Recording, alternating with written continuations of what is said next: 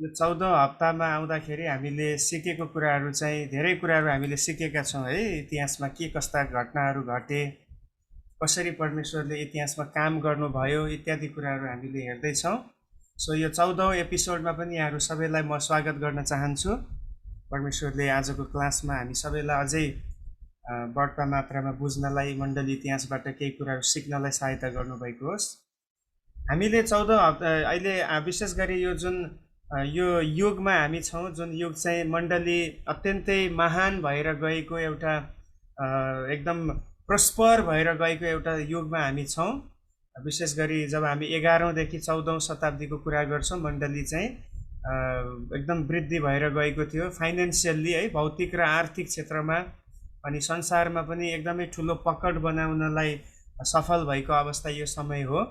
अनि हामीले गएको हप्ताहरूमा हेर्दै थियौँ कसरी पोपहरूमा एउटा त्यो सबै कुराहरूलाई नियन्त्रण गर्ने त्यो अधिकार उनीहरूले हासिल गरे, अनि कसरी उनीहरूको आधिपत्यता बढेर गयो भन्ने कुराहरू हामी हेर्दै थियौँ। आज हामी यो यो यो युगमा, मण्डली महान भएको युगमा चर्चको कसरी वृद्धि भएको छ त, खास गरी हामी हरेक पिरियडमा, हरेक युगमा चाहिँ 3-4वटा विषयलाई हामी फोकस गर्छौँ। एउटा चाहिँ त्यो बेलाको राजनीतिक अवस्था कस्तो थियो भनेर हामी संक्षिप्त रूपमा हेर्नेछौँ, त्यो हामीले गएको हप्ता हेरिसकेका छौँ।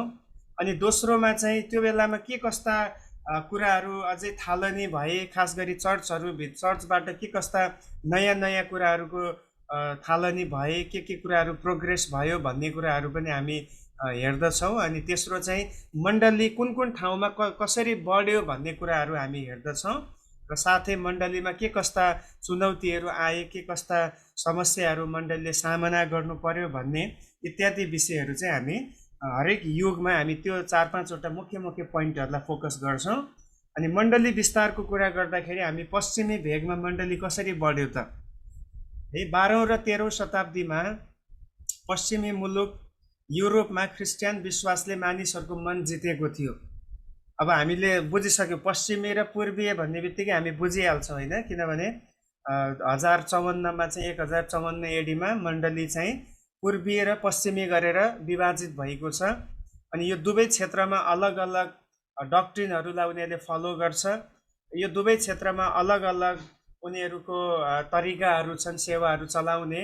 अब हामी अहिले चाहिँ पश्चिमी भेगमा हेर्दैछौँ, यसले चाहिँ मानिसहरूको मन जितेको छ है। मानिसहरूको मन जित्नलाई पश्चिमी भेगमा चाहिँ ख्रिस्टियन विश्वास सफल भएको छ, किनभने अब मुख्य व्यक्तिहरू नै यसरी माथिल्लो तहमा, माथिल्लो स्थानमा पुगेकोले गर्दाखेरि त्यो एउटा ठुलो त्यसको सकारात्मक असर परेको हामी देख्दछौँ होइन। अनि मानिसहरूको हरेक क्षेत्रहरूमा सकारात्मक असर यसले पारेको छ। 13औं शताब्दीतिर मात्र पश्चिमी भेगमा विशेष गरी रसियाको पूर्वी र दक्षिणी भाग, स्पेनको दक्षिणी भाग है, अब यो नामहरू तपाईँ याद गर्नुहोस् है। रसिया अहिलेको रुस हामीलाई थाहा छ, त्यसको पूर्वीय भाग र दक्षिणी भागमा, अनि स्पेन भनेपछि फुल यो चाहिँ पुरै अब युरोपमा पर्यो, अहिले पनि स्पेन भन्ने कन्ट्री छ। त्यहाँको दक्षिणी भागमा ग्रिस र बल्टिक समुद्रको किनारमा त्यहाँ मुस्लिमहरूको बाहुल्यताबाट इसाईत्वमा वृद्धि आयो। हेर्नुहोस् है, अब 6औं 7औं शताब्दीमा इस्लाम धर्म सुरु भएपछि यी ठाउँमा इस्लामले सुरुमा निकै ठुलो उपलब्धि हासिल गरेको थियो। धेरै मानिसहरूलाई यिनीहरूले आफ्नो पक्षमा लिएको थियो, धेरै भूभागहरूमा यिनीहरूले ठाउँ आफ्नो ओगटेको थियो। तर यो समयमा जब पोपहरू माथिल्लो स्थानमा पुगे अनि उनीहरूमा अधिकार आयो, चर्चमा नै त्यो चर्चले नै सबै कुराहरूमाथि नियन्त्रण गर्ने जुन क्षमता उनीहरूले हासिल गरे, त्यसपछि अब कति ठाउँमा चाहिँ उनीहरूले आफ्नो प्रभावबाट मानिसहरूलाई जित्न थाले है। त्यसरी चाहिँ मुस्लिमहरूले कति ठाउँमा एकदम आफ्नो बाहुल्यता बढाएको ठाउँमा फेरि उनीहरूले, ख्रिस्टियनहरूले त्यो ठाउँमा ती भूभागहरूलाई हासिल गर्न थाले। अनि यो समयकालमा समग्र युरोपमा ख्रिस्टियन विश्वासले स्थान पायो। अहिले चाहिँ पुरा युरोपभरि नै यो विशेष गरी 13औं 14औं शताब्दीमा, 12औं 13औं 14औं शताब्दीतिर चाहिँ निकै ठुलो ख्रिस्टियनहरूको ले चाहिँ त्यहाँ स्थान पाएको, युरोपमा ओगटेको हामी पाउँदछौँ। सो पश्चिमी भेगमा एकदमै मानिसहरूको मन जित्न सफल भयो है चर्चहरूले। अब पूर्वी भेगमा चाहिँ कसरी वृद्धि भयो त? पश्चिमी मण्डलीको केन्द्र चाहिँ रोम थियो, जुन रोम भन्ने राजधानी हामीलाई थाहा छ, इटालीको राजधानी रोम। त्यहाँको चाहिँ अब यो चाहिँ पश्चिमको केन्द्र थियो, त्यो चाहिँ एउटा सेन्टर प्लेस थियो भने पूर्वीय मण्डलीको केन्द्र चाहिँ कन्स्टान्टिनोपोल सहर थियो। कन्स्टान्टिनोपोल भन्ने सहर चाहिँ पूर्वीय मण्डलीहरूको केन्द्र थियो। अब यो केन्द्र भनेपछि तपाईँ बुझिहाल्नुहुन्छ होइन। अब अहिले हामीले बुझ्दाखेरि अब खास गरी अब क्रिस्चियनिटीको बाहुल्यता भएको इन्डियामा कहाँ भन्यो भने हामीले स्वत भन्न सक्छौँ साउथमा। अब विशेष गरी केरला साइडमा चाहिँ त्यहाँ चाहिँ अधिकांश मेजोरिटी चाहिँ क्रिस्चियनहरू हो। त्यसपछि अझै हामीले भन्यो भने नर्थ इस्ट पनि, अब नर्थ इस्टमा अब जति पनि अब यता आसाम भयो अनि नागाल्यान्ड भयो, यी क्षेत्रहरू पनि क्रिस्चियनिटीको मेजोरिटी भएको ठाउँ हो। सो यो बेलामा चाहिँ अब यदि कुनै विशेष मिटिङहरू गर्नु पर्यो, मण्डलीहरू भेला भएर कुनै विषयमा उनीहरूले छलफल गर्नु पर्यो भने चाहिँ उनीहरू पश्चिमका मानिसहरू चाहिँ रोम सहरमा भेला हुने रहेछन्, किनभने यो राजधानी हो, त्यहाँ सम्राट पनि बस्ने गर्थ्यो पहिला। अनि यता पूर्वका मण्डलीहरू चाहिँ कन्स्टान्टिनोपोल भन्ने ठाउँमा उनीहरू भेला हुने गर्दथे र त्यहाँ उनीहरूले मिटिङहरू गर्ने गर्दथे। इस्लामको बलियो पकडको कारण पूर्वीय मण्डली सङ्ख्यात्मक रूपमा धेरै नबढे पनि मण्डलीभित्रको अभ्यास र परम्परामा उल्लेखनीय सुधार भएको थियो।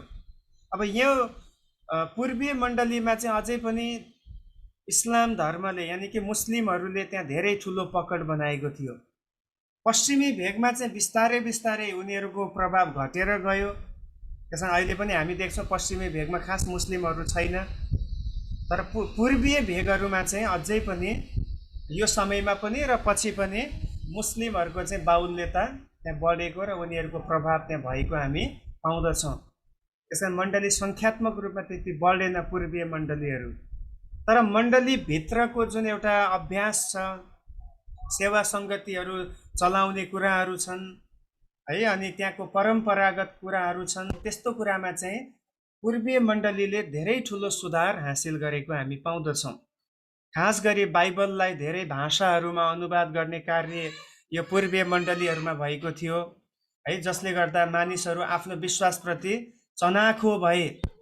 अब जहाँनिर धेरैवटा भाषामा परमेश्वरको वचनहरू अनुवाद हुने गर्दछ, त्यहाँ चाहिँ सबैले वचन पढ्न पाए, त्यहाँ सबैले वचनहरूलाई बुझ्न पाए। अनि त्यसले गर्दाखेरि चाहिँ के भयो भन्दाखेरि मानिसहरू आफ्नो विश्वासको बारेमा अवेर भए, उनीहरू सावधान भए होइन, उनीहरूलाई कसैले पनि अब भरमाउन पाएन। अनि धेरै जस्तो झुटो शिक्षाहरू चाहिँ पश्चिमी मण्डलीहरूमा प्रवेश गर्यो, किन उनीहरूले त्यति धेरै वचनलाई उनीहरूले फोकस नगरेर उनीहरूले चाहिँ अब एउटा अब आफ्नो अधिकार छँदैछ भनेर उनीहरू त्यही सिस्टममा चल्न थाले। तर पूर्वीय मण्डलीमा त्यति झुटो शिक्षाहरू को त्यहाँनिर उदय नभएको हामी पाउँदछौँ, कारण उनीहरू वचनमा चाहिँ बलियो भए। सङ्ख्यात्मक रूपमा त्यति बढेन, तर उनीहरू सैद्धान्तिक क्षेत्रमा, शिक्षाको क्षेत्रमा चाहिँ पूर्वीय मण्डलीहरू बढेको हामी पाउँदछौँ।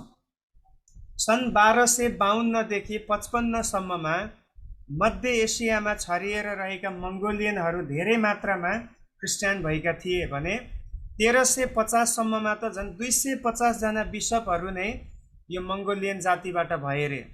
हालेलुया।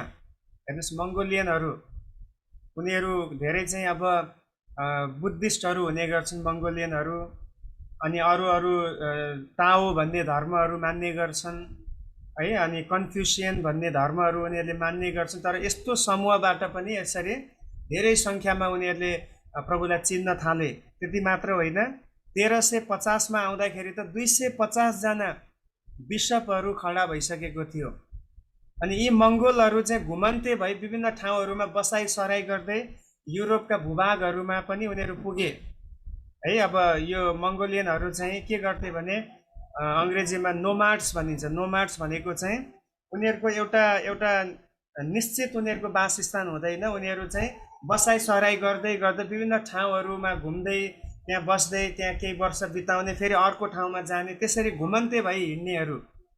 अनि यसरी यिनीहरू विश्वासमा भएर यिनीहरू जहाँ जहाँ गए यिनीहरूले सुसमाचारलाई लिएर गए, ती ठाउँहरूमा सुसमाचार उनीहरूले पुर्याए। अनि 1258 आउँदा चाहिँ इस्लामहरूको राजधानी बगदाद भन्ने ठाउँ है, यो बगदादमा नै यिनीहरूले सुसमाचार पुर्याए। हेर्नुहोस् त, पूर्वीय भेग यो बगदादमा 1258 यिनीहरूले सुसमाचार पुर्याए र 1260 चाहिँ दमस्कसमा समेत उनीहरू पुगे, जसले गर्दा सुसमाचार उनीहरूद्वारा स्वतः त्यो ठाउँमा पुग्यो। अब एउटा क्रिस्चियन जहाँ पनि जान्छ, यदि ऊ येशूसँग गयो भने चाहिँ उसले त्यो ठाउँमा येशूलाई उसले प्रचार गर्न थाल्छ है। अब आजभोलि हामीले प्रभुलाई धन्यवाद दिनुपर्छ, जति पनि यो डायस्पोरा नेपाली चर्चेसहरू छ। डायस्पोरा भनेको विभिन्न देश विदेशमा नेपालीहरू छरिएर रहेका नेपालीहरूको बिचमा सेवा गर्ने नेपाली मण्डलीहरू। अब यो मण्डलीको आशिषमय पक्ष के हो भन्दाखेरि, यी मण्डलीहरू चाहिँ अथवा विश्वासीहरू नेपालीहरू जहाँ जहाँ उनीहरू गए त्यहाँ प्रभुलाई चिने, अनि उनीहरू फर्किएर फेरि अब जुन जुन ठाउँमा जान्छन् उनीहरू प्रभुलाई लिएर जान्छन्। हालेलुया। अनि त्यहाँ उनीहरूले प्रभुलाई प्रचार गर्न थाल्छन्, अनि त्यो एउटा असल कुरा हो। अनि म प्रभुलाई धन्यवाद दिन्छु। लखनऊमा म 2013 सालमा आएँ, अनि यहाँ आउँदाखेरि अब केही व्यक्तिहरूलाई, अब धेरै जस्तो चाहिँ अलरेडी विश्वास गरेर बप्तिस्मा लिएर हामीसँग सङ्गतिमा जुड्नेहरू हुन्छ, तर केही व्यक्तिहरू एकदमै फ्रेस, जो प्रभुको बारेमा केही पनि थाहा नभएकाहरूलाई उनीहरूलाई प्रभुमा जित्नलाई प्रभुले सहायता गर्नुभयो। अनि उनीहरूलाई जितिसकेपछि उनीहरूलाई अब प्रभुमा परिपक्व बनाउँदाखेरि उनीहरू अब अहिले जहाँ जहाँ पुगेको छ, कति व्यक्तिहरू यहाँबाट गए, अनि उनीहरू अब जाँदाखेरि अब एउटा पास्टरलाई निराशा त हुन्छ होइन, उसलाई हुर्कायो, तयार गर्यो, अब केही गर्ने, अब उबाट चाहिँ केही प्रभुको काम हुने बेला भएपछि छोडेर जाँदा अलिकति निराशा त हुन्छ। तर खुसीको कुरा के भने, उनीहरू जहाँ पनि गए प्रभुलाई लिएर गए, अनि त्यहाँ उनीहरूले प्रभुको बारेमा प्रचार गर्न पाउँछन्। उनीहरूले प्रभुलाई त्यहाँ त्यो ठाउँमा प्रभु येशूबाट पाउने उद्धारको बारेमा उनीहरूले बताउँछन्। त्यो कति आशिषमय कुरा हो है। त्यसकारण अनि कतिचोटि यो ठाउँको सेवाले मलाई दिने उत्साह पनि त्यही हो। प्रभु मसँग, मेरो आसपासमा 100 मान्छे त छैन, तर धेरै व्यक्तिहरूलाई यहाँबाट परिपक्व बनाएर पठाउनको लागि प्रभुले त्यो सेवाको लागि चलाउनु भयो। अनि मलाई लाग्छ बाइबलमा भएको मिसन मध्ये एउटा मिसन यो पनि हो होइन, सुसमाचार सुनाउनु, आत्मालाई निर्माण गर्नु, अनि त्यो आत्मा निर्माण भइसकेपछि त्यसलाई आफूसँग राख्नुभन्दा पनि उसलाई चाहिँ अरू ठाउँमा पठाउनु, ताकि त्यहाँ गएर उसले प्रभुको काम गर्न सकोस्। सो यो मङ्गोल जातिहरूले यही एउटा ठुलो यिनीहरूले काम गरे। त्यो काम चाहिँ के भन्दाखेरि, यिनीहरू जुन जुन ठाउँमा पुगे उनीहरूले प्रभुलाई प्रचार गर्न थाले। हालेलुया। अनि आज म यहाँहरूलाई पनि उत्साह दिन चाहन्छु, तपाईँ जुनसुकै ठाउँमा जानुहोस् होइन, प्रभुले तपाईँलाई जहाँ देखाउनुहुन्छ त्यहाँ जानुपर्छ, तर त्यो ठाउँमा तपाईँ येशूको साथमा जानुपर्छ। अनि त्यो ठाउँमा तपाईँले येशूलाई लिएर जानुभयो भने त्यो ठाउँमा पनि प्रभुको काम हुनेछ र धेरै नबचेका मानिसहरूले जीवन पाउनेछ। अब यस्तो ठाउँहरू हेर्नुहोस् त, यहाँनिर इस्लामहरूको राजधानी बगदाद र दमस्कस, जहाँ टोटल्ली इस्लामहरूले ओगटेको थियो, त्यस्तो ठाउँहरूमा समेत यी मङ्गोलहरूले गएर त्यहाँनिर धेरै व्यक्तिहरूलाई आत्मा जितेको कुराहरू हामी देख्दछौँ। सो पूर्वीय भेगमा चाहिँ सङ्ख्यात्मक रूपमा त्यति धेरै बढेर गएन, कारण चाहिँ मुस्लिमहरूको बाहुल्यताको कारणले।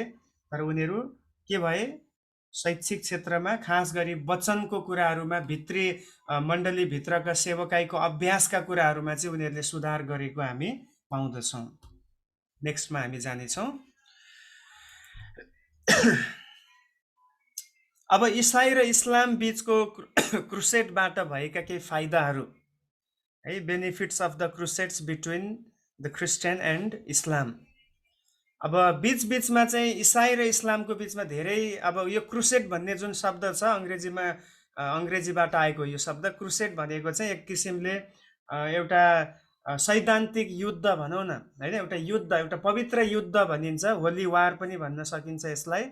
एकदम यो तरबार लिएर गरिने, बन्दुक लिएर गरिने युद्ध होइन, तर यो चाहिँ अब इस्लामहरूको सिद्धान्त, हामीले केही सिद्धान्त, सबै त मैले सिकाइनँ, तर एकदम प्राइमरी कुराहरू मैले यहाँलाई बताएको थिएँ, लगभग बाइबलसँग मिल्दोजुल्दो छ, किनभने उनीहरूले बाइबलबाट त्यो कुरालाई कपी गरे मुस्लिमहरूले। सो इतिहासमा विशेष गरी यो 11औं देखि 14औं शताब्दीमा इसाई र इस्लाम बिचमा धेरै तनाव हुन्छ। इसाईले भन्छ हाम्रो बाइबल, हाम्रो सिद्धान्त तिमीहरूले चोरी गरेका छौ। अब इस्लामले भन्छ हाम्रो नबीले, हाम्रो मोहम्मदले दर्शन पाएर लेखेको कुरा भनेर जहिले पनि उनीहरूको बिचमा क्रुसेडहरू भइरहन्थे, भनेको युद्धहरू भइरहन्थ्यो है। विचारहरूको युद्ध हुन्थ्यो अनि धेरैवटा सैद्धान्तिक कुराहरूमा उनीहरूले बहस गर्ने गर्दथे। अनि योबाट चाहिँ केही फाइदा भएको छ क्रिस्चियनहरूलाई पनि, त्यो कुरा हामी हेर्नेछौँ है त। अब इसाई र इस्लाम बीच पहिले नै 7वटा क्रुसेड धर्मयुद्धहरू भइसकेका थिए। यो समयकालभन्दा पहिले नै पोप हिल्डेब्रान्ड, गएको हप्ता हामीले पोप हिल्डेब्रान्डको बारेमा हेरेको थियौँ। एउटा राम्रो सुधारक थियो, राम्रो एउटा पोपको रूपमा गनिन्थ्यो।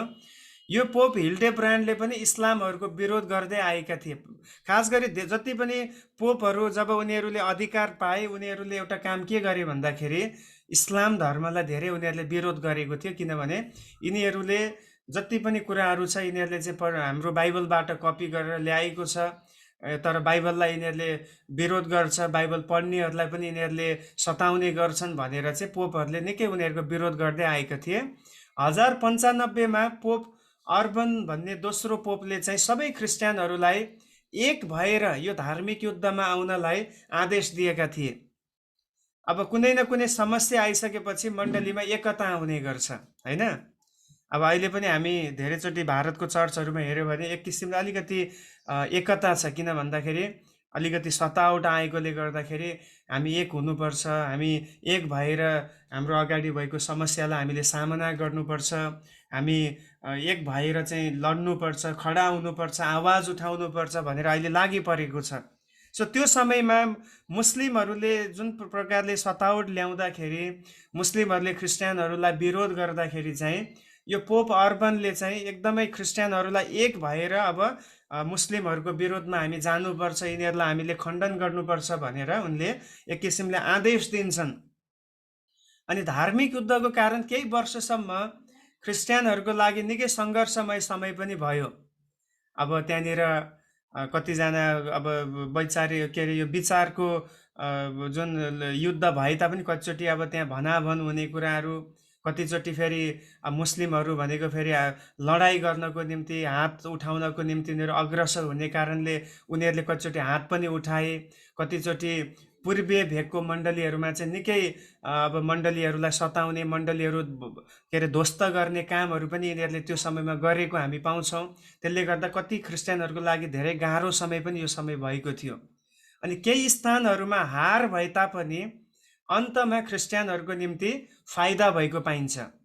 फाइदा चाहिँ के भयो भन्दाखेरि स्पेन लगायत भूमध्य सागरीय क्षेत्रहरूमा मुसलमानहरूमाथि क्रिस्चियन राजाहरूले विजय पाउँदा क्रिस्चियनहरूको मनोबल बढेर गएको थियो। अब यी कतिवटा ठाउँमा चाहिँ उनीहरूलाई टोटल्ली अब क्रिस्चियनहरूले जित्छन् है, राजाहरूले उनीहरूलाई हराउँछन्। अनि हराइसकेपछि के हुन्छ, क्रिस्चियनहरूले अब त्यहाँ चाहिँ एउटा उनीहरूले सान्त्वना पाउँछन्। अब हामी फेरि स्वतन्त्र भएर परमेश्वरलाई आराधना गर्न पाउने रहेछौँ, अब हामी फेरि स्वतन्त्र रूपले हाम्रो क्रिस्चियन एक्टिभिटिजहरूलाई हामीले एक्सर्साइज गर्न पाउने रहेछौँ भनेर उनीहरू चाहिँ अत्यन्तै उनीहरूको मनोबल चाहिँ बढेर गएको हामी पाउँछौँ। र मण्डलीमा क्रुसेडले सबैलाई आफ्नो विश्वासको निम्ति खडा हुनुपर्छ भन्ने भावना जागृत गरायो र सबैलाई एकतामा ल्याउन आउने कारण पनि बन्यो। हालेलुया। हेर्नुहोस्, जब समस्या आउँछ त्यो समस्याले चाहिँ परमेश्वरले त्यो समस्या किन आउन दिनुहुन्छ भन्ने कुराको हामीले जब अध्ययन गर्छौँ, बाइबलमा पनि धेरैवटा समस्याहरू आएका छन्, धेरैवटा हमलाहरू भएको छ आफ्नो जातिमाथि। अनि त्यसको पछाडिको उद्देश्य चाहिँ एउटा उद्देश्य चाहिँ के भने, ताकि परमेश्वरका मानिसहरू छरिएर नबसुन्, उनीहरू अलग अलग भएर खण्डित भएर उनीहरू नरहुन् भनेर परमेश्वरले कतिचोटि एक बनाउनको निम्ति के गर्नुहुन्छ, समस्या आउन दिनुहुन्छ। हामीलाई थाहा छ, जब कुखुरा जुन एउटा कुखुरी हुन्छ उसको चल्ला हुन्छन्, अनि त्यो चल्लाहरू चाहिँ यताउता डुलेर चरिरहेको हुन्छ, तर माथि एउटा चिल अथवा गिद्ध देखिने बित्तिकै के हुन्छ, यो चल्लाहरू एकै ठाउँमा गुटुल्छन् होइन, सबै एकै ठाउँमा आउँछन् अनि आफ्नो आमाको पङ्खा मुनि, प्वाख मुनि आएर यिनीहरू एकै ठाउँमा गुटुलिन्छन्। अब यदि त्यो माथि चिल यिनीहरूले देखेन भने के हुन्छ भन्दाखेरि यो चल्ला यताउता गएर हराउन पनि सक्छ, कुनै खाल्डोमा या कहीँ दुलोभित्र पसेर त्यहीँ ऊ चाहिँ निक्लिन नसक्ने पनि हुनसक्छ। सो बेला बेलामा चिल आउनु जरुरी छ है, यो चल्लाहरूलाई आफ्नो आमाको अगाडि आएर एक भएर बस्नको निम्ति। कहिले कहिले त्यहाँ अरू न्याउरी मुसा अथवा कुनै मुसा आयो भने तुरुन्तै यिनीहरू भागेर आउँछन्, किन यिनीहरूलाई थाहा छ हामी एक भएर आमाको साथमा रहनुपर्छ। अनि त्यस्तै गरी कतिचोटि यस्तै चिल जस्तै बनेर शैतानले विभिन्न प्रकारले क्रिस्चियनहरूलाई सताउने है, क्रिस्चियनहरूलाई विभिन्न किसिमले टर्चर गर्न खोज्छ। अनि त्यो बेलामा चाहिँ परमेश्वर चाहनुहुन्छ हामी एक भएर परमेश्वरमा अगाडि बढौँ। जब हामी एक हुन्छौँ त्यसले चाहिँ हामीलाई शक्तिशाली बनाउँछ, हामी एकले अर्कालाई उत्साह दिन सक्छौँ है। अनि यो समयमा चाहिँ त्यो क्रुसेडले, त्यो युद्धले चाहिँ के गर्यो भन्दाखेरि क्रिस्चियन जगतलाई केही मात्रामा एकतामा ल्याउने काम गर्यो। किन मण्डली त विभाजित भयो होइन, हामीले हेऱ्यौँ नि त 1054मा मण्डली विभाजित भयो। त्यसले गर्दाखेरि मण्डलीमा एकअर्काप्रति उनीहरूले भन्छ हामी पूर्वीय मण्डली, हामी पश्चिमी मण्डली भनेर सरोकारै नराख्ने सम्ममा पुगेको थियो। तर यस्तो कुरा प्रभुले ल्याउनु भयो, फेरि उनीहरू एकअर्काको सरोकार गर्न थाले। अब अहिलेसम्म उनीहरू अफिसियल्ली फेरि एक हुनुपर्छ भनेको त छैन, तर कतिवटा कुरामा फेरि मिलाप चाहिँ आउन थाल्यो, एकअर्कासँग बोलचाल हुन थाल्यो है। यो एउटा राम्रो कुरा हामी देख्दछौँ। अनि मण्डलीका पोपहरूले क्रुसेडलाई अगुवाई गर्दा उनीहरू निकै चर्चित पनि भए, किनभने कति जातिहरूको लागि मुस्लिमहरू एकदम हेडेक बनिसकेको थियो। अनि जब पोपहरूले यसको नेतृत्व गरे उनीहरूले स्याबासी पाउन थाले, उनीहरूले बढी मात्रामा भोटिङ पाउन थाले।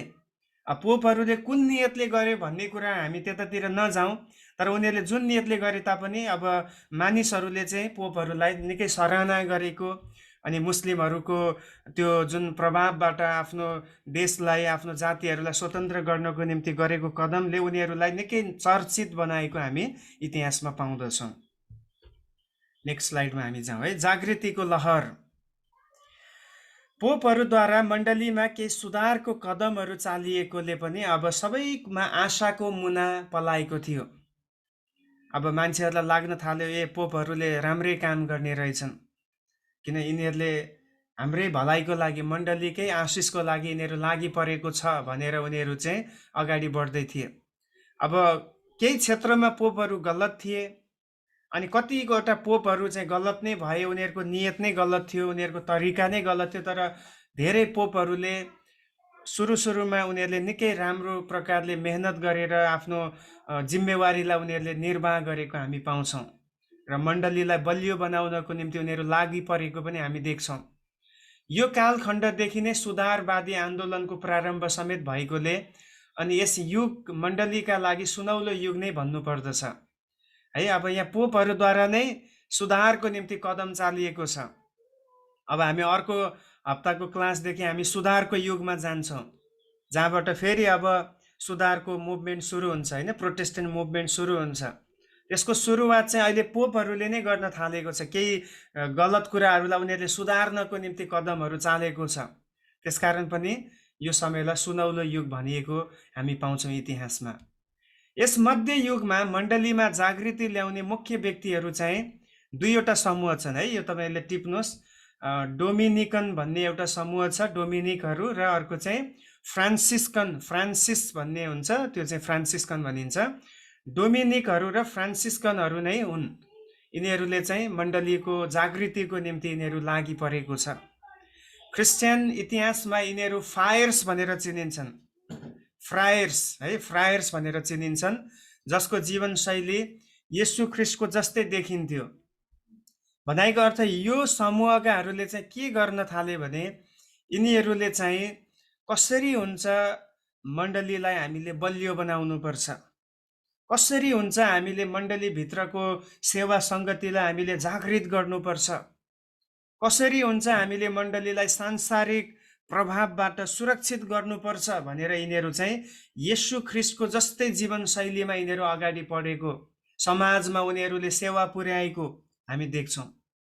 यिनीहरू खास गरी कमजोर वर्गका र समाजप्रति जिम्मेवार र सहरको बाहिरी भागमा ससाना छाप्राहरू बनाएर बस्दथे र गरिबहरूको मर्का बुझेर सेवा पुर्याउन सधैँभरि तत्पर हुन्थे। हेर्नुहोस् त, येशूले गर्नुभएको पनि त्यही हो। है। उहाँ समाजप्रति जिम्मेवार हुनुभयो।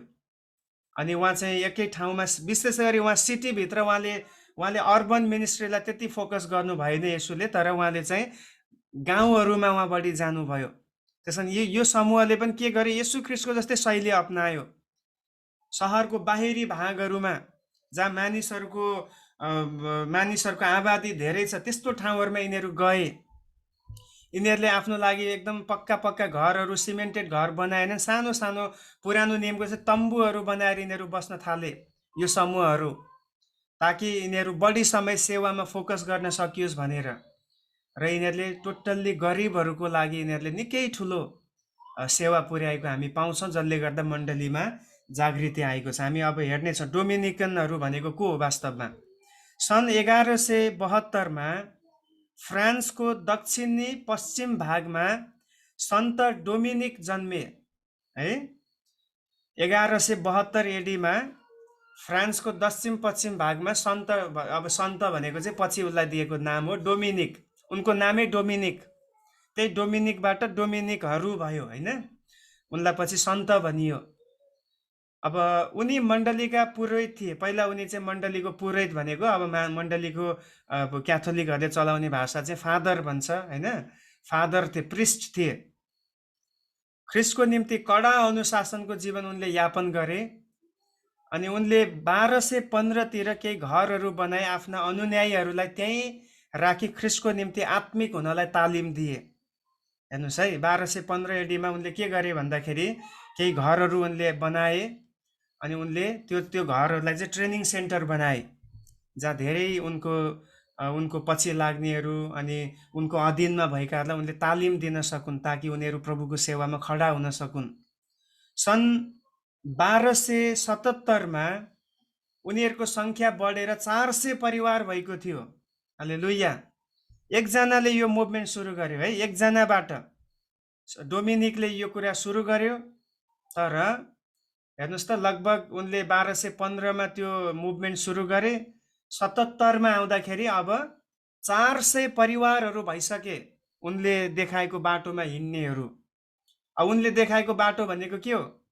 प्रभु येशूले जस्तै सेवा गर्नुपर्छ, समाजको निम्ति हामी खडा हुनुपर्छ, समाजलाई प्रभुको प्रेम देखाउनुपर्छ, समाजलाई हामीले बदल्नुपर्छ भनेर उनीहरू त्यो मुभमेन्टमा उनीहरू अगाडि बढे।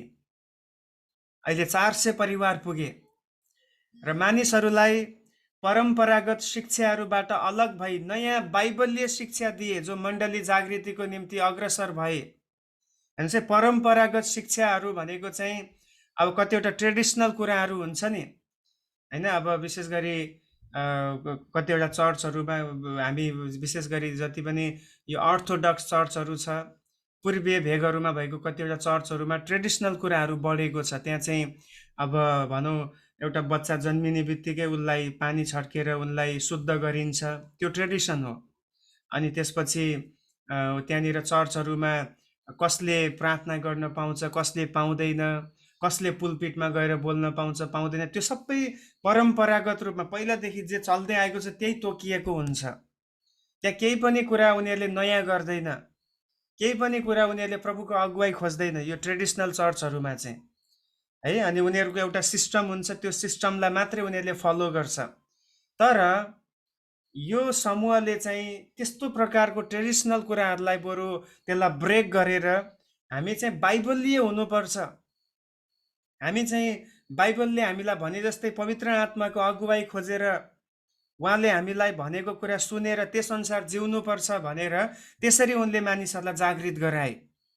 अनि यही समूहबाट, यो डोमिनिकनहरूबाट नै थोमस अक्विनास जस्तो महान ईश्वर शास्त्री जन्मिए। थोमस अक्विनासको बारेमा हामी अहिले अन्तिममा हेर्नेछौँ। ऊ एउटा ठुलो धर्मशास्त्री थियो, जसले निकै ठुलो है उनले प्रभाव क्रिस्चियन मण्डली इतिहासमा उनले दिएको हामी पाउँछौँ। So Dominican. अर्को समूहलाई हामी हेरौँ, अर्को छ फ्रान्सिस्कनहरू है। फ्रान्सिस्कन तपाईँले यहाँ देख्नुहुन्छ, फ्रान्सिस्कनहरू भन्ने एउटा समूह सन् 1181मा इटालीको एक धनाढ्य घरानामा जन्मिएका सन्त फ्रान्सिसका सुरुका वर्षहरू विलासिता र अभिलाषाहरू पुरा गरी जिउनमा बिते। अब यो फ्रान्सिस भन्ने जुन एउटा व्यक्ति थियो ऊ चाहिँ एउटा धनाढ्य परिवारको थियो। 1181 उनको जन्म भयो इटालीमा है, इटाली। र उनको सुरुको समय चाहिँ अब धनी घरको भएपछि अब धेरै जस्तो धनी घरका छोराछोरी बिग्रिने गर्छन्, अनि ऊ पनि बिग्रिएको थियो। विलासिता है, संसारिक इच्छाहरू अभिलाषाहरू पुरा गर्नमा उनले जीवन बिताए। उनको बुवा चाहिँ एउटा ठुलो बिजनेसम्यान थिए, कपडाहरू बेच्ने एकदमै नाम चलेको प्रख्यात बिजनेसम्यान हो। अनि बुवाको त्यो रवाफ, त्यो उनको शानको कारण यो छोरामा पनि त्यो कुरा थियो, एकदमै क्रूर स्वभावको थियो पहिला चाहिँ यो फ्रान्सिस। तर 1202 तिर देशको केही आन्तरिक युद्धको चपेटामा परेर उनी जेलमा पर्छन् है। यो फ्रान्सिस चाहिँ जेलमा परे, खास गरी त्यहाँ चाहिँ एउटा युद्ध हुँदै थियो। कुन चाहिँ एउटा देशसँग यिनीहरूको युद्ध चल्दै थियो, अनि त्यो युद्धमा यिनीहरूले फेरि पछि आफ्नै सरकारको पनि विरोध गर्नलाई यिनीहरू खडा भएको बेलामा त्यहाँको गभर्मेन्टले यिनीहरूलाई पक्रेर जेलमा हालेको थियो। अनि मत्ती 10:6-19 है, मत्ती 10:6-19 को खण्डले यो फ्रान्सिसको जीवनमा चाहिँ एउटा ठुलो रूपान्तरण ल्याएको छ है। त्यो चाहिँ उनले 1209 एउटा बोलावट पाउँछन्। यो खण्डको आधारमा हेर्नुहोस् त, हामी यसलाई पढौँ। मत्ती 10:6 अब सबै पदहरू त अहिले नपढ्न, केही पदहरू मात्रै म पढ्न चाहन्छु, हामी पढ्नेछौँ। तर इजरायलका जातिका हराएका भेडाहरू कहाँ जाओ, स्वर्गको राज्य नजिकै आइपुगेको छ भन्दै प्रचार गर। स्वर्गको राज्य नजिकै आइपुगेको छ भनेर प्रचार गर। कुष्ठरोगीहरूलाई शुद्ध पार, कुष्ठरोगीहरूलाई शुद्ध पार, भूतहरूलाई निकाल, तिमीहरूले सित्तैमा पायो सित्तैमा देऊ, तिमीहरू आफ्ना पटुकामा सुन चाँदी र तामाको सिक्का नबोक, यात्राको निम्ति झोली, 2 जोर दौरा, जुत्ता लौरो नल्याऊ, किनभने खेतालाले उसको भोजन पाउनुपर्छ। हुन्छ, यति नै गर, पुरा नपढौँ अहिले है। अब यहाँ हामी के देख्छौँ भन्दाखेरि यहाँ येशूले एउटा सेवा गर्ने व्यक्ति कसरी ऊ चाहिँ सेवामा अगाडि बढ्नुपर्छ भन्ने कुरा येशूले भन्नुभएको छ। अनि खास गरी यो 9 र 10 पदमा भनेको कुरा है, तिमीहरू आफ्ना पटुकामा सुन चाँदी र तामाको सिक्का नबोक, यात्राको निम्ति झोली, 2वटा दौरा, जुत्ता लौरो नल्याऊ, किनभने खेतालेले उसको भोजन पाउनुपर्छ। यो पदलाई उसले आफ्नो जीवनमा अक्षरश अप्लाई गरेर, मैले तपाईँले 1-2 दिनमा पाउनुहुन्छ एउटा उनकै एउटा बायोग्राफी मैले तयार गर्दैछु यो फ्रान्सिसको, एकदमै राम्रो छ। उनले आफ्नो बुवाको सबै धन सम्पत्ति सबै कुरालाई इन्कार गरेर है, ऊ चाहिँ एकदम रित्तो हात उनी घरबाट मानिसहरूको सेवाको निम्ति, गरिबहरूको सेवाको निम्ति उनी निक्लन्छन्। अनि बुवाले उनलाई चाहिँ पागल भयो भनेर लगेर पागल खानामा पनि हाल्ने कोसिसहरू गर्छ। अनि धेरैवटा उनलाई धेरै त्यहाँ यातना दिने कामहरू हुन्छ। अनि उनले के भन्छ भने, बरु म तपाईँलाई मेरो बुवा पनि मान्दिनँ भनेर उनी लागेको छ, किन बुवाले उनलाई सेवा नगर भनेर, आफूसँग बिजनेस गर्नुपर्छ, धन कमाउनुपर्छ भनेर उनलाई एकदम जबरजस्ती उनलाई आफूतिर तान्न खोज्दाखेरि यो बोलावट पाइसकेपछि चाहिँ उनले अफिसियल्ली बुवालाई नै उनले इन्कार गरेको छ।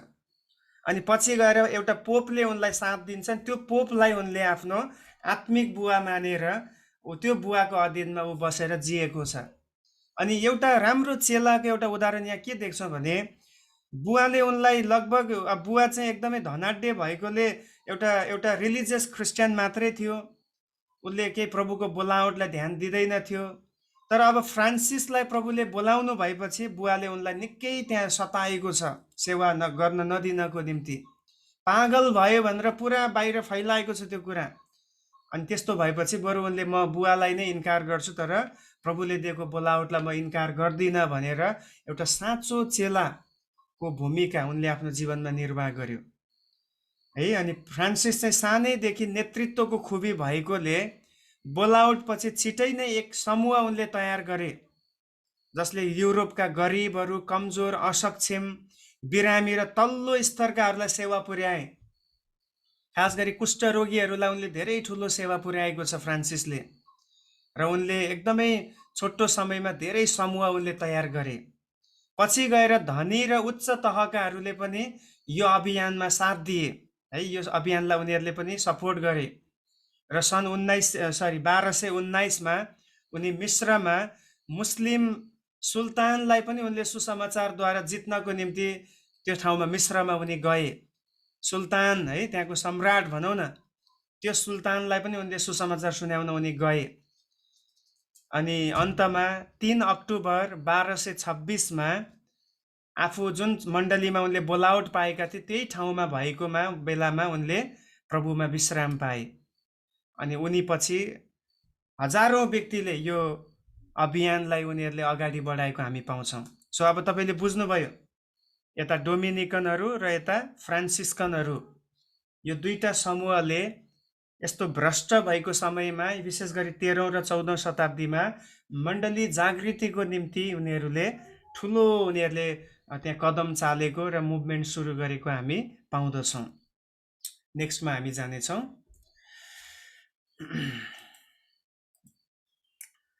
अब यसरी साधु सन्तहरू भन्दा डोमिनिक र फ्रान्सिस्कनहरू चाहिँ फरक थिए। अब हामीले पहिला चाहिँ हामीले सायद तेस्रो चौथो शताब्दीमा जुन साधु सन्तहरू पनि त्यहाँनिर त्यो मुभमेन्ट पनि सुरु भएको थियो हैन, साधु भेष धारण गर्ने थियो। तिनीहरू भन्दा चाहिँ डोमिनिक र फ्रान्सिस्कनहरू चाहिँ फरक थिए। अब साधुहरूको चाहिँ के थियो भने केवल उनीहरू आफूलाई पवित्र बनाएर आश्रममा मात्रै जीवन जिउने, उनीहरू केही पनि सेवाप्रति सरोकार नराख्ने, कहीँ पनि सुसमाचारको लागि नहिँड्ने, कुनै पनि सेवाको कामहरू नगर्ने थिए। उनीहरू आफू केन्द्रित पवित्रताको जीवन जिउँदै थिए भने डोमिनिकन र फ्रान्सिस्कनहरू चाहिँ यिनीहरू चाहिँ फरक थिए। अब डोमिनिकनहरू चाहिँ के गर्थे भने अध्ययनलाई जोड दिन्थे र झुटो शिक्षाहरूबाट मण्डलीलाई जोगाउनको लागि उनीहरू लागि परे। हेर्नुहोस् है, डोमिनिकनहरूको मेन फोकस आफू पवित्र बन्ने, संसारको सुख सुविधाबाट इन्कार गरेर जिउने, के को लागि भन्दा प्रभुको वचनमा बढी समय दिन सकियोस् ताकि झुटो शिक्षाबाट मण्डलीलाई जोगाउन सकियोस्। त्यसकारण त डोमिनिकन भन्ने समूहबाट ठुल्ठुला अब विद्वानहरू है, बाइबलविद्हरू त्यहाँबाट निक्लिए, किन उनीहरूले अध्ययनलाई जोड दिए। अब फ्रान्सिस्कनहरू चाहिँ फेरि सामाजिक सेवालाई जोड दिन थाले।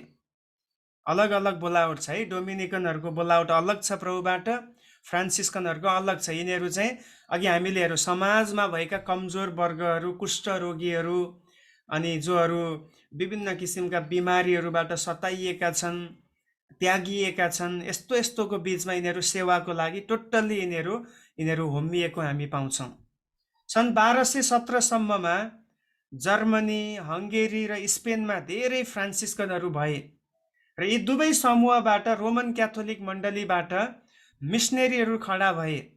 हुन त फेरि सबै रोमन क्याथोलिक समूह है, त्यो बेलासम्म प्रोटेस्टेन्ट छैन, प्रोटेस्टेन्ट सुरु भएकै छैन, एउटै मण्डली छ रोमन क्याथोलिक हैन। अब त्यति बेला क्याथोलिक पनि भनेर त्यसरी रोमन क्याथोलिक भनेर पनि नामाकरण गरिएको छैन। त्यो चाहिँ पछि प्रोटेस्टेन्ट आइसकेपछि यो रोमन क्याथोलिक, यो प्रोटेस्टेन्ट भनेर छुट्टिएको छ। त्यो बेलामा एउटै मण्डली थियो। त्यो मण्डलीबाट चाहिँ यसरी धेरै मिसनेरीहरू अहिले त्यो समयमा खडा भएको हामी पाउँछौँ। विशेष गरी यो डोमिनिकन र फ्रान्सिस्कनहरूको कारणले गर्दाखेरि नियुक्त भएको हामी पाउँछौँ। हामी नेक्स्टमा जाउँ। अब मण्डलीको, त्यो समयको मण्डलीको संस्थागत संरचना कस्तो थियो त है, organisational structure of the church, मण्डलीको संरचना कस्तो थियो त त्यो समयमा? त्यो बेलाको आराधनाको तरिका कस्तो थियो, त्यो बेलाको प्रार्थना कस्तो हुन्थ्यो, त्यो बेलाको प्रचार कस्तो हुन्थ्यो, त्यो बेलाको भेटी के को लागि परिचालित हुन्थ्यो, यो सबै कुराहरू हामी संक्षिप्तमा हेर्नेछौँ है त। म धेरै समय यसमा जोड दिँदिनँ। अब त्यो समयको कार्य विभाजनलाई हामी हेरौँ है। त्यो समय, त्यो मध्ययुगको समयमा कार्यहरू कसरी विभाजित हुन्थ्यो भन्दाखेरि यति बेला मण्डलीमा पोपले सर्वोच्च स्थान पाएका थिए। हामीले त्यो अलरेडी हेर्दै आएका छौँ हैन, पोपहरू सर्वोच्च भएको हामीले देखेका छौँ र उनीहरूको प्रभाव चाहिँ संसार र मण्डलीभित्र पनि बढ्दै थियो। अब कार्य विभाजनको कुरा गर्दाखेरि है, उनीहरूले मण्डलीभित्रको कार्य विभाजन गरे जो यस प्रकार छ। उनीहरूले कसरी मण्डलीमा कामहरूको विभाजन गरे भन्दाखेरि पहिलो चाहिँ पोपको मुनि हरेक प्रान्तमा आर्च बिशप रहन्थे, जोहरू डायोसिसहरूका अधिकारीहरू पनि हुन्थे।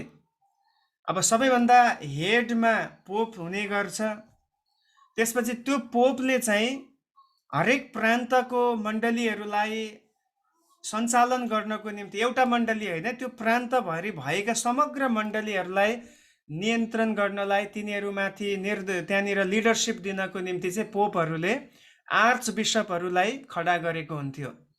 यो चाहिँ सबै डायोसिसहरूका अधिकारी हो र ती डायोसिसहरूको सम्पूर्ण कार्यभार चाहिँ फेरि बिसपको काँधमा आउँथ्यो। बिसप हरेक मण्डलीमा चाहिँ बिसप हुने गर्थ्यो होइन। त्यो बिसपले चाहिँ सम्पूर्ण रूपमा कार्यभार चाहिँ यिनीहरूले निभाउने गर्थे र यी बिसपहरूले मण्डलीका पुरोहितहरूलाई फेरि काम लगाउँथे। अब तपाईँले बुझ्नुहुन्छ, सबैभन्दा पहिलो पोप आयो, अनि पोप भन्दा एक स्टेप मुनि आर्च बिसप हुन्छ, अनि आर्च बिसप भन्दा मुनि बिसप हुन्छ र यो बिसप भन्दा मुनि चाहिँ फेरि पुरोहितहरू, फादरहरू हुने गर्छ। त्योभन्दा मुनि विश्वासीहरू हुने गर्छ है। यो चाहिँ रोमन क्याथोलिक मण्डलीको विभाजन। प्रोटेस्टेन्ट मण्डलीमा हाम्रो यो विभाजन छैन, तर अहिले फेरि अब धेरै चर्चहरूमा, खास गरी मेथोडिस्ट, अनि त्यसै गरी ब्याप्टिस्ट, एङ्ग्लिकन चर्चहरू, सिएनआईको चर्चहरूमा फेरि यस्तै नभए पनि यस्तै अलिकति प्याटर्नहरू चलाएको हामी पाउँछौँ। अब त्यहाँ पनि मतलब बिसप सिस्टम हुन्छ, अनि बिसपहरूको पनि अझै महान आर्च बिसप हुन्छ। पोप चाहिँ हुँदैन, तर आर्च बिसपसम्म हुने कुराहरू हामी देख्छौँ। अनि मतलब अब यिनीहरूको चाहिँ फेरि ड्रेसअप पनि छुट्टै हुन्छ। पुजारीको ड्रेस छुट्टै हुन्छ, ड्रेस कोड। बिसपको छुट्टै हुन्छ।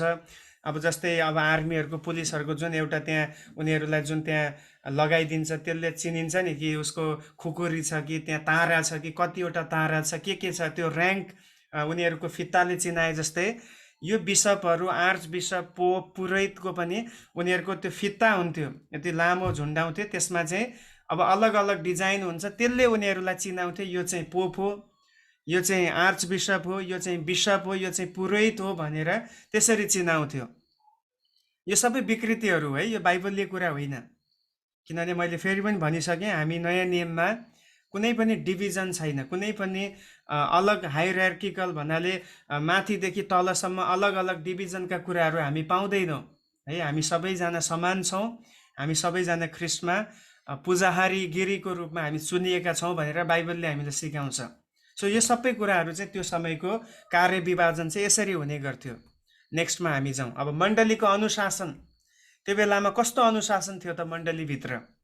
कतिवटा कुरा असल पनि छ, हामीले सिक्नुपर्छ होइन। मण्डलीभित्रका नियम र अनुशासनहरू अति कडा रूपमा लागू गरिएका थिए।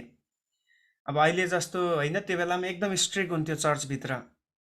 हरेक मण्डलीको सदस्यले वर्षमा एकपटक पाप पश्चाताप गर्नै पर्ने अनिवार्य नियम बसालियो है। पुरानो नियममा जस्तै वर्षमा एकचोटि चाहिँ पाप पश्चाताप गर्नै पर्छ, त्यो चाहिँ नियमै हो। त्यो चाहिँ एउटा दिन तोकिएको हुन्थ्यो चर्चमा, त्यो क्याथोलिक चर्चमा। त्यो समयमा सबैजनाले पश्चाताप गर्दै रुँदै, अनि आफ्नो लुगाहरू पनि एकदम त्यो बेलामा एकदम नराम्रो लुगा लगाएर है, एकदमै म चाहिँ आज पश्चाताप गर्दैछु भनेर आफ्नो गेटअपले पनि देखाउने हिसाबले उनीहरू आउने गर्थे। यो पश्चाताप चाहिँ उनीहरूको उपवास र तीर्थ जाने कुराबाट प्रमाणित हुन्थ्यो। अब उनीहरूले पश्चाताप गरे भन्ने कुरा कसरी थाहा हुने रहेछ? उनीहरू चाहिँ उपवास बस्ने कुरा, अघि मैले भने जस्तै उपवास बस्ने, ननुहाउने, कपाल नकोर्ने, यस्ता कुराहरू त्यसमा हुन्थ्यो भने अर्को चाहिँ उनीहरू कहीँ तीर्थ जानु पर्थ्यो। हेर्नुहोस् है, कुनै टाढा यस्तो ठाउँ, विशेष ठाउँ हुन्थ्यो, अब रोममा हो कि कता कता, अब विशेष ठाउँमा गएर त्यहाँ तीर्थ गएर केही भाकल गरेर त्यो पुरा गर्ने कुराहरू, त्यो गरेपछि चाहिँ यिनीहरूले पश्चाताप गर्यो भनेर त्योबाट प्रमाणित हुने रहेछ। मानिसहरूले सजिलैसँग पाप नगरून् भनेर पश्चातापको कीमत महँगो राखिएको थियो। अब तपाईँले बुझ्नुभयो यो किन यस्तो नियम राखियो भन्दा, ताकि मान्छेले पाप गर्दा 10 चोटि सोचोस् कि मैले पाप गरेँ भने म त यस्तो ठाउँमा गएर भाकल पुरा गर्नुपर्छ, मैले यति खर्च गर्नुपर्छ भनेर एकदम महँगो, त्यसको लागि महँगो बनाइयो। पश्चातापको कीमत चाहिँ महँगो बनाइयो रे है। एक हिसाबले हेर्दा असल जस्तो पनि लाग्छ, किन मान्छेले पाप गर्नुभन्दा अगाडि 10 चोटि सोध्छ नि त। अब ओहो, यदि म पाप गरेँ भने त मैले यो काम गर्नुपर्छ, यति खर्च हुन्छ, यस्तो दुःख पाउँछु मैले भनेर उसले सोध्छ।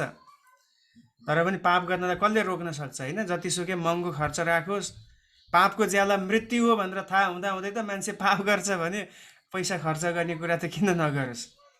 पछिबाट यो नियम विकृत हुन पुग्यो अनि आफ्नो पापहरू पुरोहितहरूसँग स्वीकार गरी केही पैसा दिएर पाप क्षमा पाउनुपर्ने अवस्थामा यो विकृत भयो।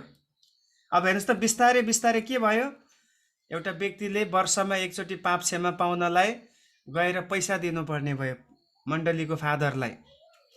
अनि त्यो पैसा दिइसकेपछि फादरलाई आफ्नो पाप गएर बताउनुपर्छ अनि उसको पापको एनालाइसिस गर्छ। यसको पाप चाहिँ यो लेभलको रहेछ, यसलाई चाहिँ 10,000 को फाइन लगाउनु पर्छ भनेर फादरले भन्छ। अर्कोको अलिकति सानो छ भने यसलाई चाहिँ 5,000 को लगाउनु पर्छ। होइन, कसैले चाहिँ हत्या नै गरेको रहेछ भने यसलाई त 1 लाख रुपियाँ लगाउनु पर्छ भनेर त्यसरी चाहिँ फादरहरूले नै अब उनीहरूको पापहरूलाई लेखाजोखा गरेर उनीहरूलाई पैसा लिएर पाप क्षमा दिने कुराहरू यस्तो विकृत अवस्था हुन पुग्यो। हेर्नुहोस् है, पछि पछि मण्डलीका नियमहरू पालन नगर्नेहरूलाई सम्पूर्ण सुविधा र अवसरहरूबाट वञ्चित गरी जरिवाना समेत लगाउने र अझै पापमा लागिरहेमा मण्डलीबाट निष्कासन गर्ने गरिन्थ्यो। अब यो चाहिँ कति ठाउँमा हेर्दा बाइबलीय पनि हो है यो तल्लो खण्ड चाहिँ, किनभने अब एउटा व्यक्ति जानी बुझी लगातार पापमा लागिरह्यो भने उसलाई के गर्नु भनेको छ, बरु यसलाई शैतानको हातमा सुम्पिदेऊ। अनि एक ठाउँमा पावलले भनेको छ उसलाई मण्डलीबाट निष्कासन गरिदेऊ, किनभने त्यो त भाइरस हो होइन। भाइरसलाई यदि त्यहाँ आउन दियो भने के हुन्छ, त्यो भाइरस त फैलिन्छ अरूमा। त्यसकारण यहाँ पनि रोमन क्याथोलिक चर्चमा पनि के छ भन्दाखेरि यदि एउटा व्यक्तिले हरेकचोटि हरेक दिन पाप गरेको गर्छ, ऊ सुध्रिन चाहँदैन भने उनीहरूलाई चर्को जरिवाना लगाउने र अझै त्यसमा लागि नै रहेमा उनलाई निष्कासन गर्ने कुराहरू छ है। अनि यसरी चाहिँ मण्डलीभित्रका नियम कानुनहरू बनेको हामी देख्छौँ। नेक्स्टमा मण्डलीको कानुन, अदालत र राजनीति के छ यहाँनिर सम्पत्ति है। यहाँ मेरो स्क्रिन ढाकिएको रहेछ। मण्डलीको कानुन कस्तो थियो त्यो समयमा, अदालत पनि थियो मण्डलीको आफ्नै, र मण्डलीको सम्पत्तिको विषयमा हामी हेरौँ है त। मध्ययुगका मानिसहरू देशको राजनैतिक कानुन र मण्डलीको कानुनद्वारा बाँधिएका थिए। हेर्नुहोस् है, दुईटा कानुन, एउटा चाहिँ देशको कानुन छ भने अर्को मण्डलीको छुट्टै कानुन। मण्डली एक अन्तर्राष्ट्रिय शक्तिशाली सङ्गठन बनेको थियो र मण्डलीको आफ्नै अदालत पनि थियो। किन सबै अब पोप नै त्यहाँको सर्वेसर्वा भएपछि त अब उसले फैसला गर्न सक्यो नि त। मण्डलीभित्रको फैसला मण्डलीले गर्नुपर्छ भनेर पहिला लडेको थियो होइन। पावलले पनि एक ठाउँ भनेको छ मण्डलीभित्रको समस्या किन हामी संसारको मानिसकोमा पुर्याउने, मण्डलीभित्रको समस्यालाई मण्डलीभित्रै समाधान हुनुपर्छ भनेर पनि पावलले कोरिन्थीको पत्रमा भनेको छ। सो त्यो पदको आधारमा त्यो समयमा मण्डलीको आफ्नै अदालत हुने गर्थ्यो। अनि यो युगमा सबैभन्दा धनी र प्रभावशाली संस्था पनि मण्डली नै थियो। हालेलुया। हेर्नु, संसारमा सबैभन्दा धनी चाहिँ मण्डली नै थियो त्यो समयमा। सबैभन्दा बढी धन सम्पत्ति चर्चभित्र हुने गर्थ्यो, किनभने अब राजाहरू नै विश्वासी भएपछि त राजाहरूले मण्डलीकोमा सबै उनीहरूले दिने भए। मण्डलीसँग धेरै ठुला ठुला भवनहरू, जग्गा र जमिनहरू थिए। अनि बेला बेलामा राजा र सम्राटहरूले उपहार स्वरूप धेरै ठाउँहरू र धन सम्पत्तिहरू दान दिएकाले मण्डलीले विशाल रूप लिन सफल भयो। अब क्रिसमस आयो, सम्राटले भन्छ अब यति बिघा, अब अहिलेको भाषामा यति जग्गा म मण्डलीलाई दान दिन्छु भनेर उसले भन्थ्यो होला। गुड फ्राइडे आयो अथवा अर्को के चाड आयो, यो कुरा म दान दिन्छु भनेर उसले भन्दथे। यसरी मण्डली चाहिँ के भयो, विश्वव्यापी रूपमा सबैभन्दा धनी, विशाल र एकदमै उच्च स्थानमा पुग्यो। तर याद गर्नुहोस्, जति धेरै रुपियाँ पैसा र सम्पत्ति मण्डलीमा हुन्छ त्यति धेरै समस्या पनि हुने गर्छन् है। त्यसैले अन्तिममा मैले यही लेखेको छु, मण्डलीमा जति धेरै रुपियाँ पैसा र सम्पत्ति हुन्छ उति धेरै समस्याहरू पनि हुने गर्छन्। अधिकांश फुट्ने चर्चहरू हेर्नुहोस् त, गाउँको गरिब चर्चहरू फुट्दैन, धनी धनी चर्चहरू फुट्ने गर्छ। जोसँग अलिकति जग्गा छ, जोसँग अलिकति ब्याङ्क ब्यालेन्स छ, जोसँग सबै सुविधा छ, त्यहाँ शैतानले काम गरिहाल्छ। अरे तँ पनि अलग गर न, यहाँबाट आधी लान पाउँछस् भन्ने। अब आजसम्म मैले जति पनि हेरेको छु, सिटीमा भएको चर्चहरू धेरै फुट्ने गर्छ, गाउँमा भएको केही नभएको चर्च फुट्दैन, किन त्यहाँ कसैलाई लोभै हुँदैन। भनेपछि मण्डली फुट्नुको पछाडि कता कता लोभको आत्मा है, त्यो मण्डलीभित्र भएको पैसाप्रति, मण्डलीभित्र भएका चिजबिजहरूप्रति जब लोभको आत्मा आउँछ, धेरैचोटि फुटहरू हुने गर्छ। त्यसलाई कतिचोटि यस्तो लाग्छ कि मण्डलीमा बरु पैसा आओस्, त्यसलाई तुरुन्तै खर्च गरिहाल्नु सेवामा, किनभने खर्च भइसकेपछि त ढुक्कै भयो, कसैको पनि आँखा नलाग्ने भयो। अब यहाँ मण्डलीमा यति लाग्छ, अब यति जग्गा छ भनेर भन्ने बित्तिकै सबैको मनमा हुन्छ, ओहो यो त मैले दिएर त्यहाँ भएको छ, मेरो पनि हक हुनुपर्छ। अनि त्यहाँ के हुन्छ, धेरैजनाले त्यसलाई अब आफ्नो दाबी गर्न खोज्दा खोज्दा अन्तिममा त्यहाँ समस्याहरू हुने गर्दछ। रोमन क्याथोलिक चर्चहरूमा धेरै लडाइँ हुने गर्थ्यो, त्यो कुर्सी पाउनको लागि धेरै त्यहाँनिर धेरै पैसाको चलखेल हुने गर्थ्यो। आजभोलि भोट किन्छन् नि राजनीतिक नेताहरूले, त्यस्तै त्यो समयमा हुने गर्थ्यो, किनभने सबैभन्दा धनी नै मण्डली थियो। धनी भइसकेपछि त अब उनीहरू कसरी हुन्छ, त्यहाँको फादर बन्नुपर्छ, कसरी हुन्छ पोप बन्नुपर्छ, बिसप बन्नुपर्छ, आर्च बिसप बन्नुपर्छ भनेर उनीहरू लागि पर्दथे है। अनि त्यसकारण अनि दोस्रो कुरा, परमेश्वरले मण्डलीमा धन सम्पत्ति ल्याउनु भयो भने त्यसलाई जम्मा गरेर राख्नको लागि पनि होइन है। मैले पछिल्ला दिनहरूमा सिकेको एउटा शिक्षा के भन्दाखेरि, कुनै पनि मण्डली पैसा लिएर स्वर्ग जाँदैन, न त हामी जान्छौँ न मण्डली नै जान्छ। यदि पैसा उठेको छ भने त्यो सेवकाईमा लगानी गर्नको निम्ति हो। त्यसकारण त्यो लगानी जति भयो त्यति त्यसको इनाम माथि पाउँछ, त्यति त्यसको प्रभाव पृथ्वीमा उसले बढाएर लान्छ, सेवकाईमा त्यसको प्रभाव देखिन्छ, फल देखिन्छ। अब कतिवटा चर्चको घमण्ड के हुन्छ भने, हाम्रो यति जमिन छ, हाम्रो यति तले बिल्डिङ छ, हामीसँग सबै सुविधा छ, र पनि हाम्रो ब्याङ्कमा यति लाख छ, यति करोड छ भनेर भन्छ। त्यो के फाइदाको कुरा होइन प्रिय। प्रभुको आगमन भयो भने जम्मा गरेको कुनै पनि धनमाथि जानेवाला छैन, इभन चर्चले जम्मा गरेको पनि जाँदैन, किनभने प्रभुको पैसा प्रभुको सेवाको लागि आएको हो। त्यसकारण मैले आजभोलि यही कुरा सिकेको छु, प्रभु जे तपाईँले मण्डलीमा दिनुहुन्छ उचित ठाउँमा प्रभुको राज्यको निम्ति त्यो लगानी हुनुपर्छ, ताकि त्यसले फल फलाओस्। त्यो रोपिनुपर्छ, ताकि रोपियो भने त्यसबाट एउटा वृक्ष उम्रेर त्यसले फल दिन्छ। अब पैसा मात्रै ब्याङ्कमा भएर अलिकति इन्ट्रेस्ट आउँछ, तर त्यो इन्ट्रेस्टले के फाइदा जब उता आत्मा मर्दैछ है। अब यो समयमा मण्डलीहरू धनी भए तापनि उनीहरूले लगानी गर्न सकेनन्, उनीहरूले त्यो पैसालाई राज्यको निम्ति, स्वर्ग राज्यको निम्ति उनीहरूले उपयोग गर्न नसक्दाखेरि पछि गएर त्यही धन सम्पत्तिको कारणले मण्डलीहरू, धेरै मण्डलीमा समस्याहरू भएको हामी पाउँदछौँ। अब मण्डलीको प्रचार र आराधनाको सिस्टम कस्तो थियो त्यो बेलामा, हेर्नुहोस् है। यो समयमा प्रचारलाई भन्दा पनि धार्मिक विधि विधानलाई बढी महत्त्व दिइन्थ्यो। भनेपछि प्रचारको कुरा उनीहरूले त्यति गर्दैनथे, चर्चभित्र बाइबललाई खोलेर त्यति प्रचारै गर्दैनथे। पुरोहितहरूले छोटो छोटो प्रचार गर्थे। अब एउटा आराधना सेवामा मुस्किलले 10 देखि 15 मिनट प्रचार गर्थे। अनि उनीहरूले चाहिँ अलग अलग ठाउँहरूमा जाँदा पनि त्यही प्रचारलाई दोहोऱ्याइरहन्थे।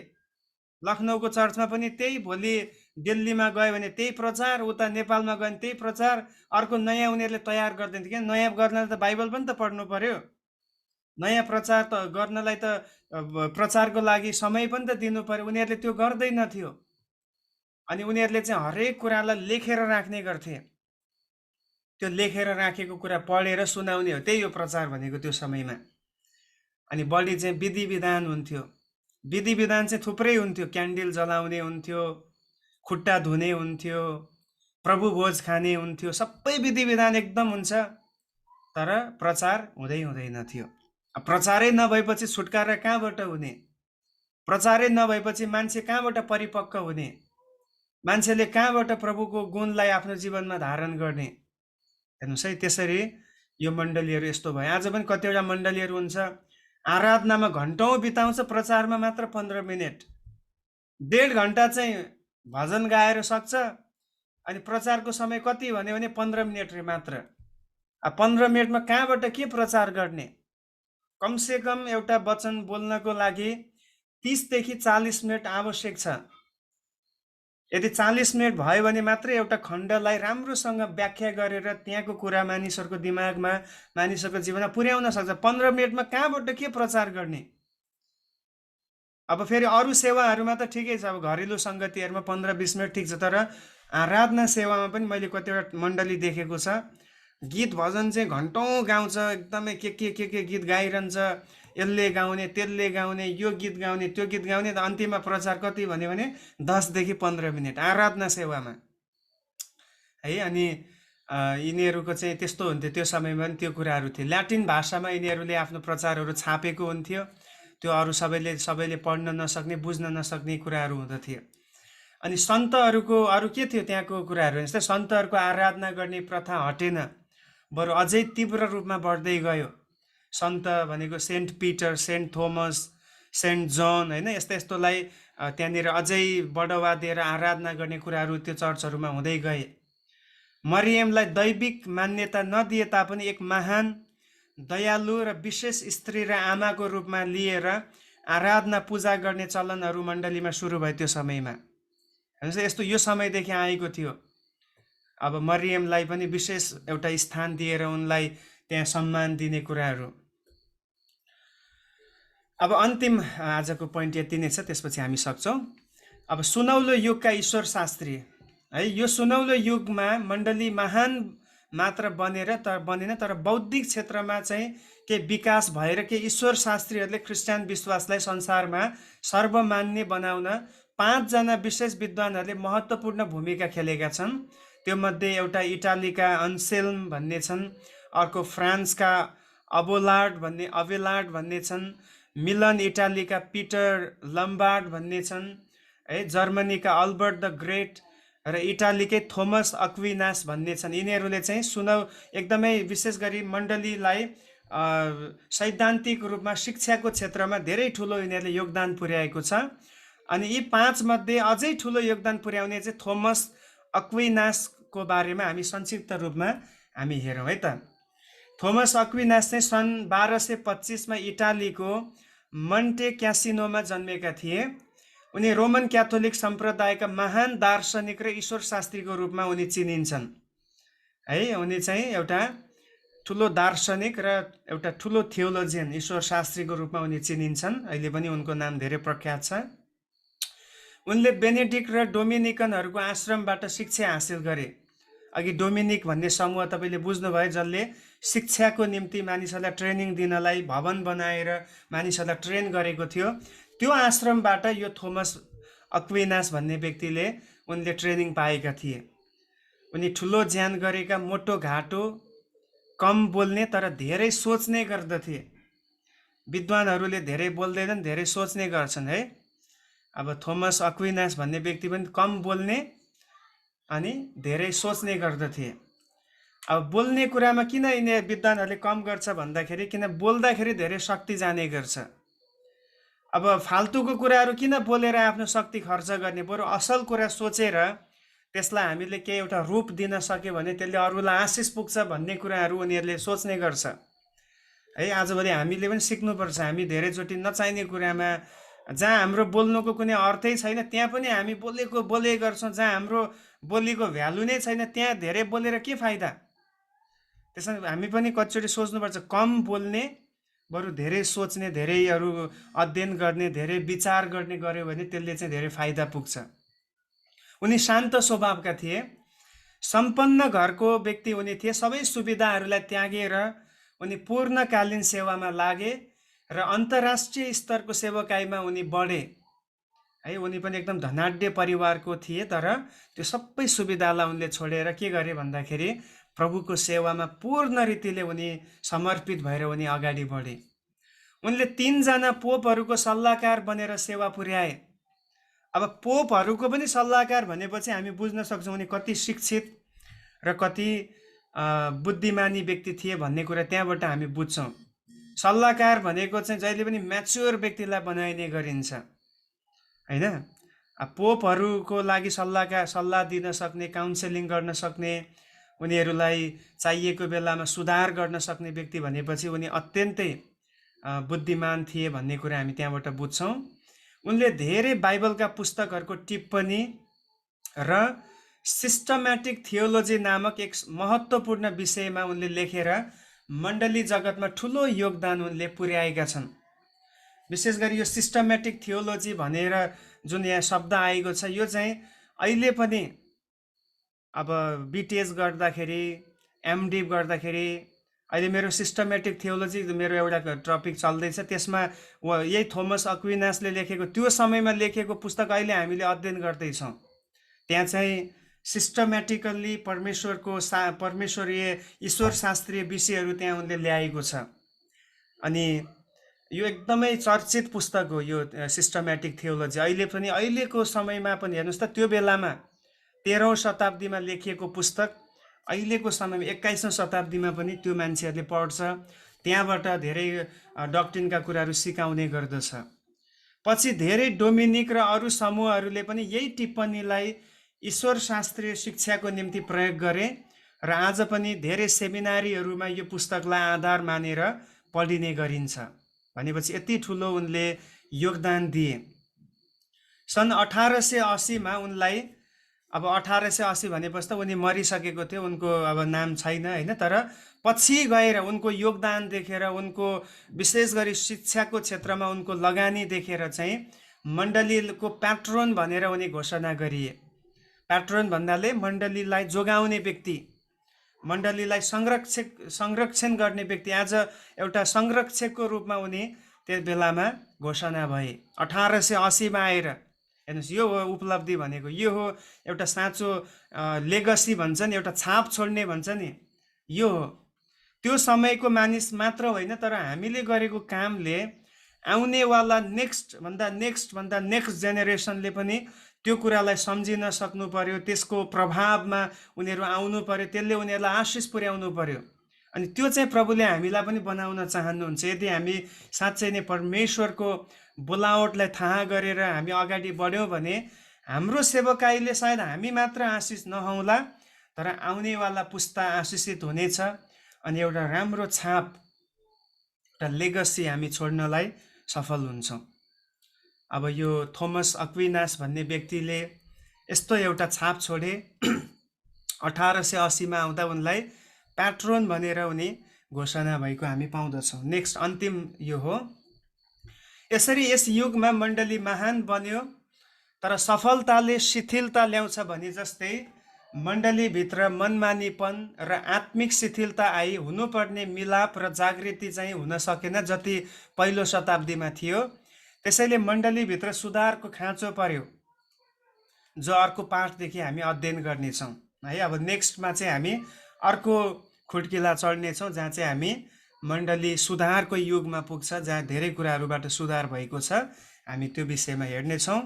सो आजलाई हामी यति नै राखौँ र आउनुहोस् हामी केही समय प्रार्थना गरौँ। आज हामीले सिकेको जस्तै कतिवटा नकारात्मक कुराहरू हामीले यहाँ हेऱ्यौँ जान्यौँ भने कतिवटा असल पक्षहरू पनि छ जो हाम्रो लागि प्रेरणादायक छ, हामीलाई उत्साह दिने कुराहरू छ। विशेष गरी हामीले थोमस अक्विनासको बारेमा हेऱ्यौँ। उनले यस्तो काम गरे जुन कामले वर्षौँसम्मका क्रिस्चियनहरूलाई, मण्डलीलाई आशिष पुर्याउने काम गर्यो। अनि आज तपाईँले र मैले पनि आफूलाई जाँच्नु पर्दछ, म प्रभुको बोलावटमा खडा छु, म परमेश्वरले भनेअनुसार जिउँदै पनि छु, तर मेरोबाट मैले त्यस्तो के सेवा पुर्याउँदैछु जो चाहिँ पछिसम्म रहिरहन्छ र पछिसम्म यसले आशिष पुर्याइरहन्छ। केही समय आउनुहोस् हाम्रो आँखाहरू बन्द गरौँ र आज सुनेको यो क्लासमा यी कुराहरूले, जुन कुराले तपाईँको मनमा एउटा बोझ आएको छ, जुन कुराले तपाईँलाई घचघच्याइरहेको छ, त्यो कुराको लागि प्रार्थना गर्नुहोस्। त्यो कुराको लागि तपाईँले अझै आफूलाई डेडिकेट गर्न सक्नुहुन्छ। र जति पनि नकारात्मक कुराहरू हामीले हेऱ्यौँ, मण्डलीभित्रका सिस्टमका कुराहरू, आराधना शैलीका कुराहरू, प्रचार शैलीमा भएका कमी घटीका कुराहरू, यी कुराहरू हामीहरूको लागि एउटा ठुलो लेसन बन्न सक्दछ। अनि यी कुनै पनि सिद्धान्तहरू, गलत सिद्धान्तहरू एकाएक मण्डलीमा विकसित भएका थिएनन्। पहिला उनीहरूले सानो कुराहरू सुरु गरे, जो बाइबलले नभएका कुराहरू उनीहरूले सुरु गरे, पछि गएर त्यही कुरा सिद्धान्त बन्यो। उनीहरूले नियमहरू बनाउन थाले, आफ्ना आफ्ना छुट्टा छुट्टै नियम बनाए। त्यही नियम पछि गएर सिद्धान्तमा विकसित भयो, जो झुटो शिक्षामा साबित भयो। अनि कतिपटक हामीहरू पनि हाम्रो मण्डलीहरूमा परमेश्वरको वचन भन्दा बाहिर गएर हामी कतिवटा नियमहरू बनाउने गर्छौँ। कतिवटा हामीलाई मनपर्ने कुराहरूलाई हामीले सिस्टम बनाउन थाल्छौँ। अनि त्यो कुरा पछि गएर पछिको जेनेरेसनले त्यसलाई मूर्ति पूजा बनाउन थाल्छ। त्यसलाई पछि गएर उनीहरूले एउटा सिद्धान्त बनाउन थाल्दछ, जो एकदमै खतराको कुरा हो।